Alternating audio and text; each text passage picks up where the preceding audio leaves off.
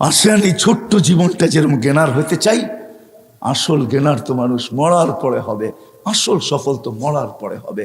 যদি হইতো দুনিয়ার কাঠ যদি ওইখানে পাঞ্চ করা যেত, দুনিয়ার টাকার বান্ডেল যদি ওইখানে চলতো, দুনিয়ার পদের আইডি যদি ওইখানে চলতো, দুনিয়ার ভিজিটিং যদি ওইখানে চলতো, তাহলে কারো না চললে আবু তালেবেরটা চলতো। আবু তালেব 44 বছর বাতিজাকে লালন পালন করছেন। ওই আবু তালেব যার শিরা উপশিরায় মোহাম্মদুর রসুল্লাহর রক্ত দৌড়াইতেছেন, এই রসুলের রক্ত যে পান করছে তাও দূষিত রক্ত, পচা রক্ত, তাকে আল্লাহ রসুল জান্নাতের সুসংবাদ দিছেন, বলছে তোর শরীর আর জাহান্নামে যাবে না। অথচ আবু তালেবের শিরায় উপশিরায় আল্লাহর রসুলের রক্ত দৌড়াইতেছেন।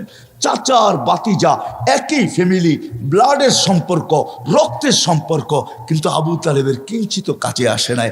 শুধু আল্লাহ রসুলের চোখের পানি ঝরছে আর বলছে, আম্মি, চাচা, মা তারাক্তালি সাবিলা, তুই আমার জন্য কোনো রাস্তা রাইখা গেলি না।